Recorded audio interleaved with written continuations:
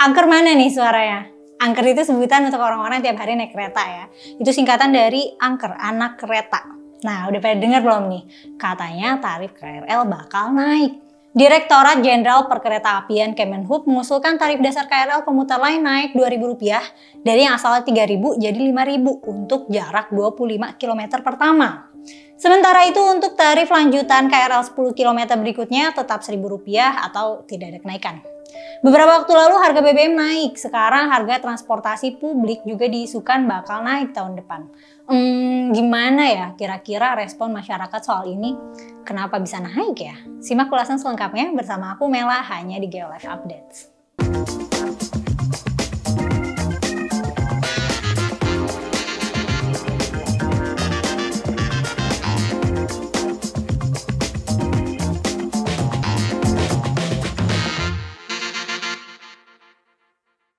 PLT Dirjen Perkeretaapian Kementerian Perhubungan Muhammad Rizal Wasal menyebut tarif KRL komuter lain bakal naik mulai tahun depan. Pihak Kemenhub sudah menyiapkan regulasi dalam bentuk peraturan menteri soal kenaikan tarif KRL ini. Tahun depan menjadi salah satu opsi yang dipertimbangkan untuk menerapkan kebijakan baru tersebut.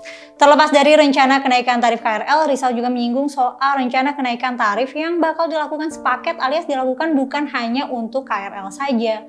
Pun Rizal tak mau merinci jumlah kenaikan tersebut. Ia menegaskan pelayanan kereta api bakal meningkat dengan kenaikan tarif yang tidak terlalu besar. Semoga ya. Terus alasannya apa nih harga tiket KRL bisa naik? Pihak Kemenhub sih bilang rencana kenaikan tarif KRL ini dilatar belakangi besarnya peningkatan tarif operasional Jabodetabek akibat terjadinya inflasi. Hal ini menyebabkan terjadinya peningkatan komponen biaya yang dibutuhkan.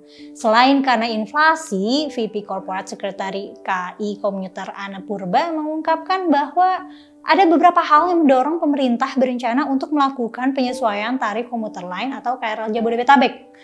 Salah satunya yakni untuk meningkatkan pelayanan dan penyediaan infrastruktur yang memadai, termasuk penambahan jumlah stasiun dan jumlah kereta api.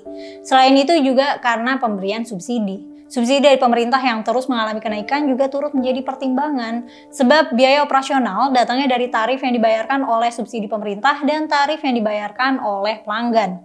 Diketahui subsidi PSO terus bertambah untuk menstabilkan tarif KRL dan hal tersebut menjadi kontraproduktif terhadap upaya pembangunan yang masih terus berlangsung. Tapi nih ya, kalian tahu nggak kalau mobil listrik di Indonesia mau disubsidi?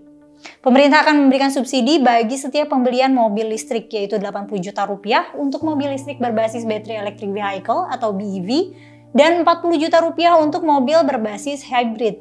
Menteri Perindustrian Agus Gumiwang Kartasasmita mengatakan insentif diberikan untuk mendorong pembelian kendaraan listrik di tanah air dan saat ini rancangan regulasinya sedang digodok. Emangnya gimana pasar mobil listrik di Indonesia? Saat ini pasar mobil di dalam negeri sudah diisi berbagai merek dengan beragam segmen, yaitu berbasis BEV dan hybrid. Indonesia sendiri baru memiliki 2 pabrik perakitan mobil listrik berlokasi di Cikarang, Bekasi, Jawa Barat. Yaitu pabrik milik perusahaan Korea Selatan, Hyundai, yang memproduksi salah satunya Ioniq 5, dan asal Cina, Wuling, yang memproduksi Wuling REV.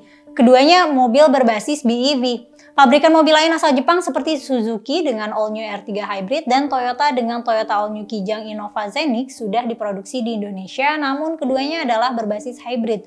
Pemerintah berharap insentif ini bisa memaksa pabrikan mobil listrik masuk dan berinvestasi di tanah air.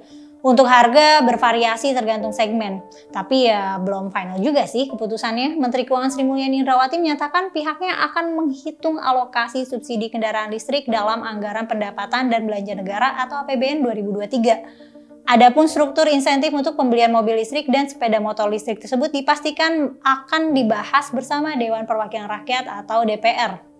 Nah, gimana nih pendapat kalian? Setuju nggak harga KRL naik? Tapi harga mobil listrik disubsidi?